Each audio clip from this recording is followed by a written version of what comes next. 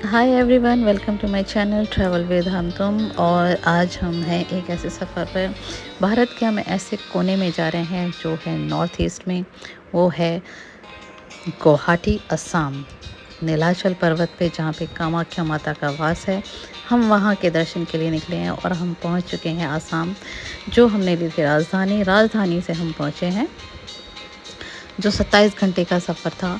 और ये एक भी मिनट लेट नहीं हुई और ऑन टाइम थी, ऑन अराइवल, बिल्कुल राइट टाइम था। और हम पहुंच चुके हैं गाइस। पहुंचने वाले हैं हम कामाख्या माता के दर्शन के लिए। और कहा जाता है कि कामाख्या माता के दर्शन करने से पहले भैरव बाबा के दर्शन, मतलब उमानंद मंदिर है वहाँ पर, जो ब्रह्मपुत्र नदी के बीचों बीच एक टापू है, वहाँ पर है। और कहा जाता है कि पहले भैरव बाबा के दर्शन करके, उमानंद मंदिर के दर्शन करके ही माँ कामाख्या के दर्शन करे जाते हैं। ये मान्यता है यहाँ की। तो आ चुके हैं हम असम की वादियों में और हम पहुँचने वाले हैं असम गुवाहाटी। और वहाँ से हम जाएंगे गाइस, हम रुकेंगे।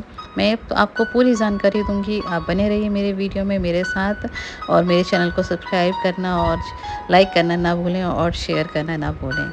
और मैं एक एक जानकारी आपको दूंगी कि कैसे हमें वहाँ जाना है, कैसे रुकना है, क्या करना है, वहाँ कितना फेयर लगता है, क्या क्या हमें कठिनाइयों का सामना करना पड़ा या हमें बहुत अच्छी सुविधाएं मिली।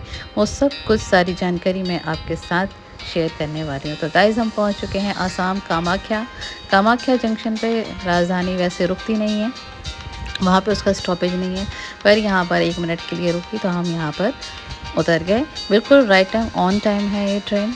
7 साढ़े 7 बजे का टाइम है इसका गुवाहाटी स्टेशन पर ड्रॉप करने का, मतलब ऑन अराइव बिल्कुल राइट टाइम है। और हम यहाँ पर उतर गए हैं कामाख्या जंक्शन पर। तो हम आ चुके हैं कामाख्या जंक्शन के बाहर। और यहाँ से हम लेंगे ओला की फैसिलिटी यहाँ पर है, आप यहाँ से भी बस भी ले सकते हैं।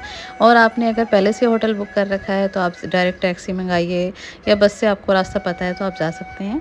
और आसाम गुवाहाटी आने के लिए बहुत सारे रास्ते हैं। बस से आ सकते हैं, आप ट्रेन से आ सकते हैं, और बाय फ्लाइट, मतलब प्लेन से भी आप आ सकते हैं। गुवाहाटी यहाँ से 20 किलोमीटर दूर एयरपोर्ट है, वहाँ से आप आ सकते हैं कामाख्या के दर्शन के लिए।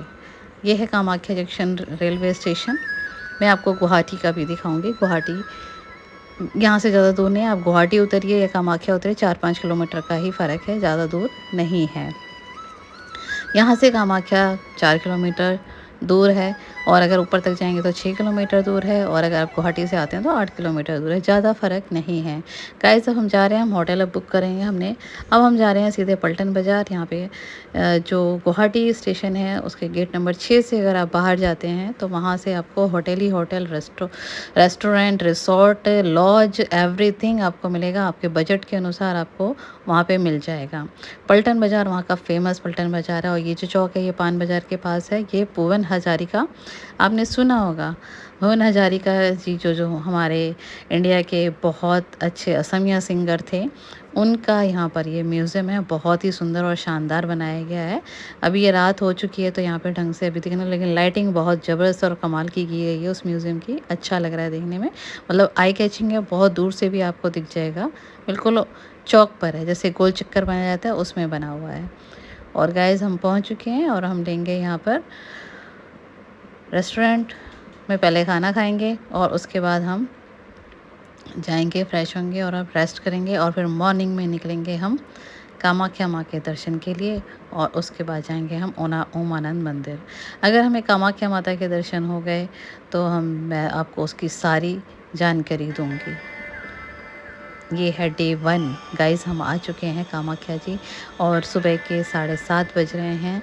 हमें नहीं पता था कि यहाँ पर टोकन जो है रात के 2 बजे से लगना शुरू हो जाती है लाइन, और तभी मिलता है हमें। गाइस, टोकन नहीं मिला, और ये हमारा पहला दिन था, हमें नहीं पता था। तो हमने कहा चलो, जब हम मंदिर आए हैं तो हम मुख दर्शन कर लेते हैं। तो हमने माता के मुख दर्शन किए, जो सामने ही सामने बिल्कुल आप देख सकते हैं। लाइव मैं आपको दिखा रही हूँ, ये इसमें है, ये जो गोल्डन कलर का है बिल्कुल इसके अंदर मुख दर्शन है। मुख्य मूर्ति पूरी प्रतिमा है माता की। अब हम जा रहे हैं उमानंद मंदिर, उमानंद आइलैंड, जो ब्रह्मपुत्र नदी के बीचों बीच है। और वो एक छोटा सा टापू है जिसे पिकॉक आइलैंड भी कहते हैं। वो ऊपर से देखने में बिल्कुल पिकॉक के जैसे मोर ने पंख फैला रखे हों वैसा लगता है। और हम जा रहे हैं जहाँ पर, वहाँ उसके लिए टिकट लगता है, फेरी का टिकट। अगर आप जून के महीने में आ रहे हैं तो आपको जून से जुलाई और अगस्त के बीच में नहीं यहाँ आना चाहिए, क्योंकि यहाँ पर बारिश इतनी होती है कि टापू पूरा भर जाता है और उमानंद के दर्शन बंद कर दिए जाते हैं और बोट फेरी सब बंद कर दिया जाता है। ये एरियल व्यू ऊपर से रोप वे से हमने लिया था। ये देखिए, ये उमानंद मंदिर पूरा बंद पड़ा है। ये पूरे 3 महीने बंद रहता है और फिर सितंबर मिड में इसको चालू किया जाता है। आगे की कहानी आपको सबको पता है।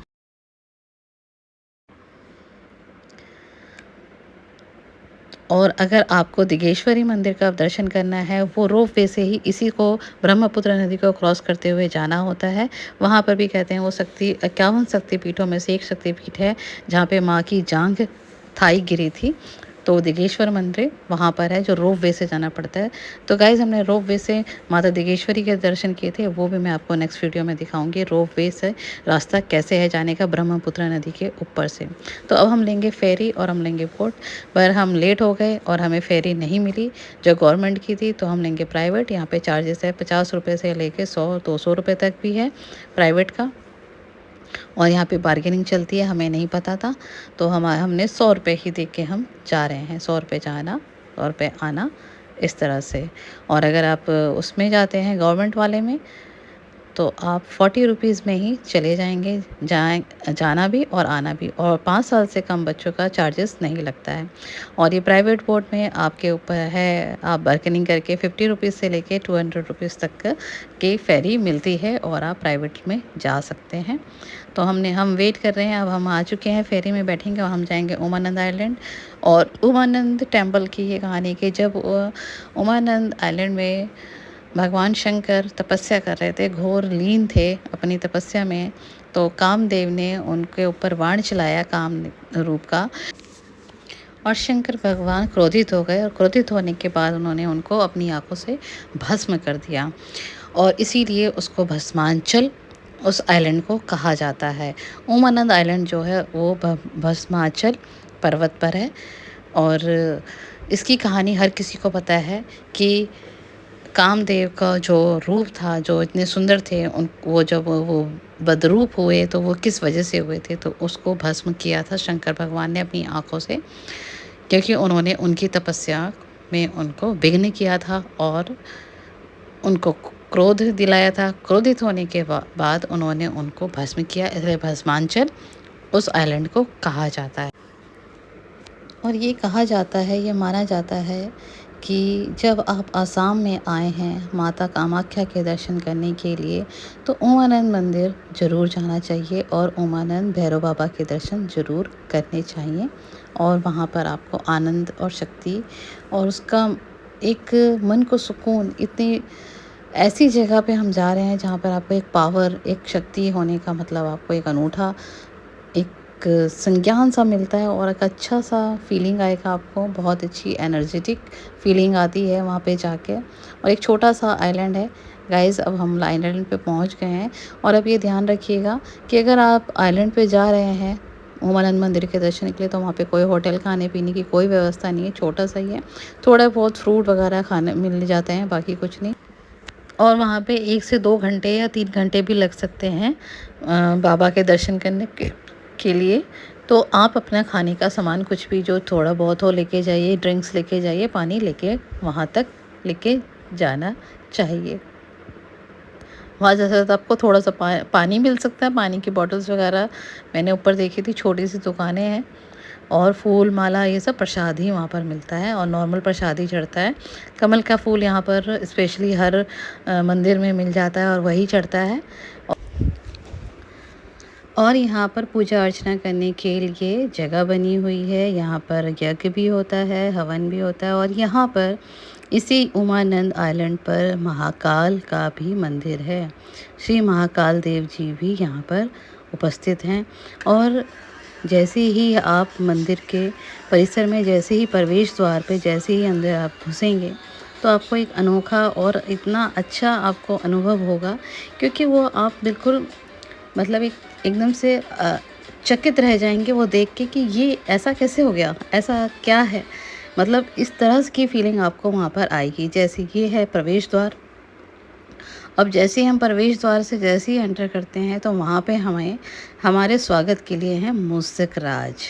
ये हैं मूषक राज, ये देखिए इतने बड़े मूषक राज। और जहाँ पे ये पंडित जी खड़े हैं यहाँ पर हैं गणपति जी। तो सबसे पहले जैसे कहा जाता है हर पूजा में गणपति की पूजा होती है, तो उमानंद जी की पूजा करने से पहले हमें गणपति जी की पूजा करनी है। और यहाँ पर वो मंत्रों के साथ, पूरे मंत्र उच्चारण के साथ पूजा करवाते हैं। यहाँ के हर मंदिर की ये एक बहुत ही अच्छी स्पेशल क्वालिटी है कि वो हर जगह पूजा पूरे मंत्रों के साथ करवाते हैं। आप जो भी ये प्रसाद लेके गए हैं वो पूरा आपके हाथों से चढ़वाते हैं और पूरे मंत्र पढ़ते हैं। वो सामने जो द्वार देख रहे हैं आप, वो उमानंद मंदिर का, ये भी गुफा के अंदर है। मतलब एक आइलैंड पे आके भी आपको नीचे सीढ़ियों से उतर के नीचे जाना है और उमानंद जी के दर्शन करने।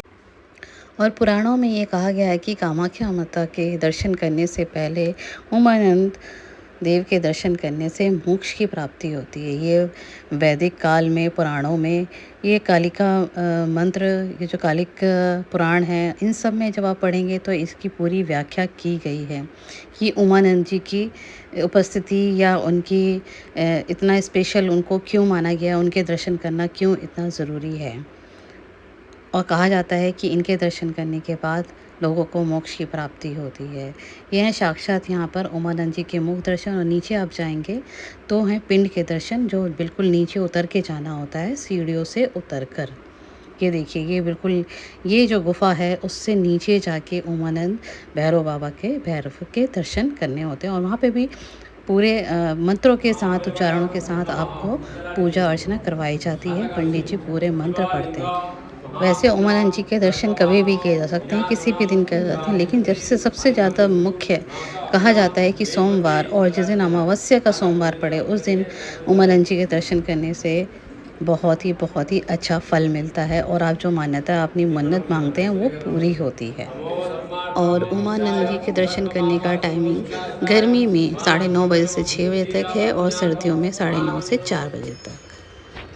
अब गाइज़ हम दर्शन करके वापस आ रहे हैं। अब अपनी फेरी का वेट कर रहे थे, यहीं पे बैठे हुए थे। यहाँ से अब हम लेंगे फेरी और हम वापस जाएंगे फिर से गुवाहाटी में। और फैंसी बाज़ार में इसका स्टैंड है, वहाँ से आप टिकट ले सकते हैं। प्राइवेट भी मिलता है, वहीं पे आपका गवर्नमेंट भी मिलता है। फैंसी बाज़ार सर्वेश्वरी मंदिर के पास, वहाँ पे इनके टोकन टिकट मिल जाते हैं, सारे आपके प्राइवेट बोर्ड्स के भी और गवर्नमेंट बोर्ड के भी। उनका टाइमिंग फ़िक्स है और प्राइवेट बोर्ड का कोई टाइमिंग फ़िक्स नहीं है। और फैंसी बाज़ार में सर्वेश्वरी मंदिर के पास ही बस स्टैंड है, वहाँ से आप अगर आप जाना चाहें कहीं पे भी टैक्सी ले सकते हैं, या पलटन कहीं से भी जाने के लिए पलटन बाज़ार अगर आपने लिया है अपना होटल, तो आप वहाँ से बस भी लेके जा सकते हैं। हमें किसी कि आप बस से भी वहाँ जा सकते हैं अगर आप पलटन बाज़ार में रहते हैं। तो गाइस हम बस का भी आनंद लेंगे। हमने होटल पलटन बाज़ार में लिया है, तो हमने बस करी है पलटन बाज़ार के लिए। और यहाँ से हर जगह जाने के लिए बस मिलती है। आपको जहाँ पे भी गुवाहाटी में जाना हो तो यहाँ से आने जाने के लिए बसें मिल जाती हैं। और यहाँ का फेयर बहुत ही सस्ता है, बहुत ही चीपेस्ट है। जैसे आप और अदर सिटीज़ में घूमते हैं वैसे आप यहाँ पे आराम से पूरा गुवाहाटी शहर घूम सकते हैं। मात्र 30 रुपये में हम पलटन बाज़ार आ गए। और टैक्सी वाले 300 रुपये लेते हैं। और एसी और अच्छी लग्जरी प्राइम कैब अगर आप लेते हैं तो 500 रुपये तक वो पलटन बाज़ार जाने के चार्जेस करते हैं, जो यहाँ से सिर्फ 8 किलोमीटर दूर है। तो हमने बस करी, बस में हमें 15-15 रुपये ईच हम पर पर्सन लगा। और हमने बस का सफ़र भी किया, बस का आनंद लिया। एसी बस बहुत ही अच्छी थी और हमें कोई प्रॉब्लम नहीं हुई। और अब गाइस हम पहुँच जाएंगे पलटन बाज़ार। और उसके बाद हम, और स्टॉपेज भी बहुत अच्छे हैं, बहुत जल्दी, मतलब जल्दी नहीं रुक रही थी, जहाँ जहाँ स्टॉपेज है वहीं रुकी। और हम आ चुके हैं, ये है पलटन बाज़ार। और हम रुके थे अतिथि होटल अतिथि में, बिल्कुल उसी के पास है। पहले हम जाएंगे मॉल, V2 मॉल है यहाँ पे मेट्रो मॉल भी है जो बहुत बड़ा है। वहाँ पे जूडियो भी है, जूडियो मॉल बहुत बड़ा है। और वहाँ पे PVR सिनेमा भी है। और यहाँ पर अभी लगी हुई है स्त्री 2। और गाइज़ ये बस हम जस्ट क्रॉस कर रहे हैं यहाँ से, और यहाँ से हम जाएंगे अपने होटल। तो बाय बाय, मिलती हूँ आपको नेक्स्ट वीडियो में, कामाख्या माता के दर्शन में सेकंड वीडियो में। Bye bye. और वीडियो को लाइक करना, शेयर करना और सब्सक्राइब करना ना भूलें, और बेल आइकन पे हिट जरूर करें। तो तब तक के लिए शुक्रिया, धन्यवाद। मिलती हूँ आपको नेक्स्ट वीडियो में, कामाख्या 2।